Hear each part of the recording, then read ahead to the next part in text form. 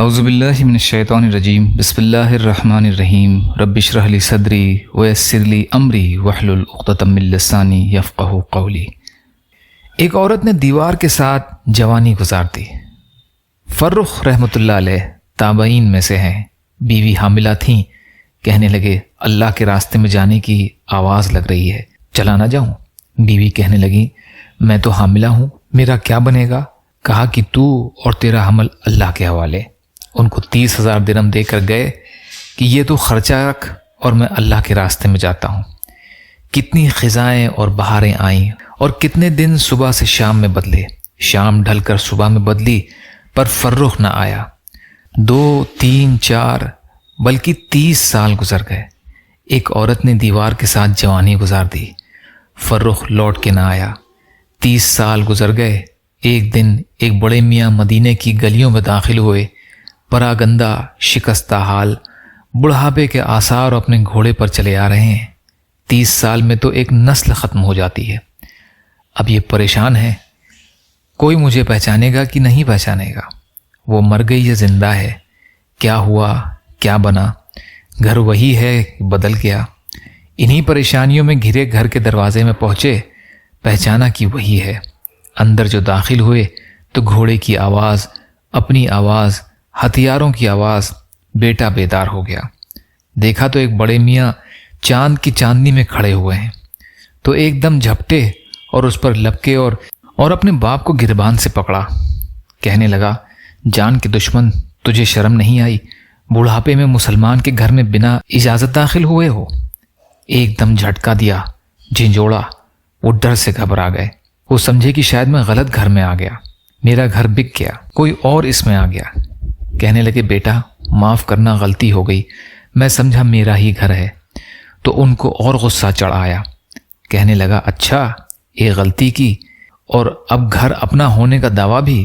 چلو میں ابھی تجھے قاضی کے پاس لے چلتا ہوں، تیرے لیے وہ سزا تجویز کرے گا۔ اب وہ چڑھ رہے ہیں اور یہ دب رہے ہیں، ادھر بڑھاپا، ادھر جوانی، ادھر سفروں نے مار دیا، ہڈیاں کھوکھلی ہو گئیں، اور پھر شک بھی ہے کہ پتہ نہیں میرا گھر ہے یا کسی اور کا۔ اسی کشمکش میں اوپر سے ماں کی آنکھ کھلی۔ اس نے کھڑکی سے دیکھا تو فرخ کا چہرہ بیوی کی طرف اور بیٹے کی پشت بیوی کی طرف۔ تو 30 سال کے دریچے کھل گئے اور بڑھاپے کی جھڑیوں میں سے فرخ کا چمکتا چہرہ نظر آنے لگا، اور اس کی ایک چیخ نکلی، اے ربیہ! ربیہ ان کے بیٹے کا نام تھا، اور ربیہ کے تو پاؤں تلے سے زمین نکل گئی۔ یہ میری ماں کو کیا ہوا؟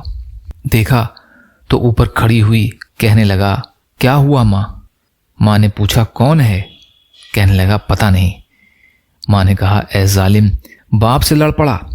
تیرا باپ ہے جس کے لیے تیری ماں کی جوانی گزر گئی اور اس کی رات دن میں ڈھل گئی، بال جس کے چاندی بن گئے، یہ وہ ہے تیرا باپ جس کے لیے میں نے ساری زندگی کاٹ دی۔